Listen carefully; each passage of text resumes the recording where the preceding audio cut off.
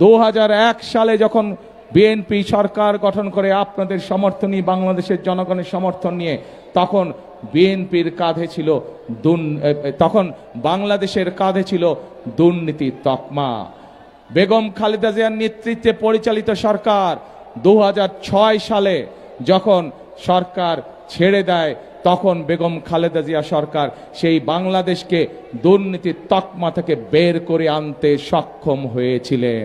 কাজেই এই দেশে যে দুর্নীতি গত 16 বছর ধরে আমরা দেখেছি, সেই দুর্নীতি থেকে যদি দেশকে বের করতে হয় তাহলে একমাত্র বিএনপির পক্ষেই সেটি করা সম্ভব। কারণ বিএনপির সেই অভিজ্ঞতা আছে। খালেদা জিয়ার সময় দুর্নীতি দমন কমিশন যেটা করা হয়েছিল সেটিকে সম্পূর্ণ স্বাধীন রাখা হয়েছিল। যে কোনো ব্যক্তির যদি দুর্নীতির তদন্ত করতে হতো তাহলে তারা স্বাধীনভাবে তদন্ত করতে পারত, তাদেরকে সরকারের পক্ষ থেকে কোনো রকম পারমিশন নেওয়ার দরকার ছিল না। খালেদা জিয়ার সেই হিম্মত ছিল বলেই, বিএনপি সরকারের সেই হিম্মত ছিল বলেই তারা দুর্নীতি দমন কমিশনকে 100% স্বাধীন করে দিয়েছিল। প্রিয় ভাই বোনেরা, এই দেশের আইন শৃঙ্খলা যদি বলতে হয়, শহীদ রাষ্ট্রপতি জিয়াউর রহমানের শাসন আমল, এখানে বহু মুরব্বী উপস্থিত আছেন। মুরব্বীদের কাছে জিজ্ঞেস করলেই জানা যাবে যে দেশ স্বাধীনের পরে যারা দেশ পরিচালনার দায়িত্বে ছিল তাদের সময় দেশের শাসন ব্যবস্থা কি ছিল, এবং পরবর্তীতে যখন শহীদ রাষ্ট্রপতি, এই যে এখানে মুক্তিযোদ্ধারাও আছেন, মুক্তিযোদ্ধারা বলতে পারবেন যে দেশ স্বাধীনের পরে দেশের আইন শৃঙ্খলার অবস্থা কি ছিল। কিন্তু পরবর্তীতে যখন শহীদ রাষ্ট্রপতি জিয়াউর রহমান দেশের পরিচালনার দায়িত্ব পেলেন, কিভাবে উন্নয়ন হয়েছিল দেশের আইন শৃঙ্খলা অবস্থা।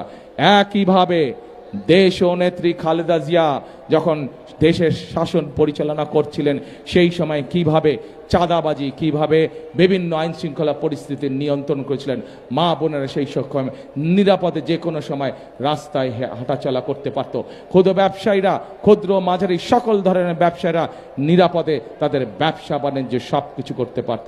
অর্থাৎ এই রেকর্ডও বিএনপির আছে, কিভাবে দেশকে দুর্নীতির থেকে টান দিয়ে বের করে নিয়ে আসতে হয়, কিভাবে দেশের আইন শৃঙ্খলা রক্ষা করতে হয়, কিভাবে মানুষের বেকার যুবকদের কর্মসংস্থানের ব্যবস্থা করতে হয়, কিভাবে নারীদের শিক্ষার ব্যবস্থা করতে হয়, কিভাবে দেশে মিল কারখানা তৈরি করে কর্মসংস্থানের ব্যবস্থা করতে হয়, এই সকল কিছুর অভিজ্ঞতা বিএনপির আছে।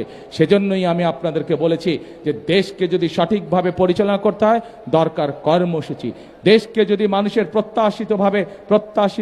প্রত্যাশা অনুযায়ী দেশ পরিচালনা করতে হয় তাহলে দরকার পরিকল্পনা, যা বিএনপির আছে। এবং দেশকে যদি সামনে দিকে নিয়ে যেতে হয়, 20 কোটি মানুষের দেশ চালানো এত সহজ ব্যাপার নয়, কিন্তু সেটির জন্য দরকার অভিজ্ঞতা। এবং সেই অভিজ্ঞতা একমাত্র কোন দলের আছে? বিএনপির আছে। প্রিয় ভাই বোনেরা, আমরা আন্দোলন সংগ্রাম করেছি, আমাদের সহকর্মীরা, আমাদের ছোট ভাইরা গত 16 বছর জীবন উৎসর্গ করেছে। গত জুলাই আগস্টে বহু মানুষ জীবন উৎসর্গ করেছে। মুক্তিযোদ্ধারা 1971 সালে জীবন বাঁচিয়ে রেখে জীবন উৎসর্গ করে এই দেশকে স্বাধীন করেছে। জুলাই যোদ্ধারা 24 সালে স্বাধীনতাকে রক্ষা করেছে। এখন আমাদেরকে দেশ গঠন করতে হবে। এই দেশকে বাংলাদেশের মানুষের প্রত্যাশিত দেশে আমাদেরকে গড়ে তুলতে হবে।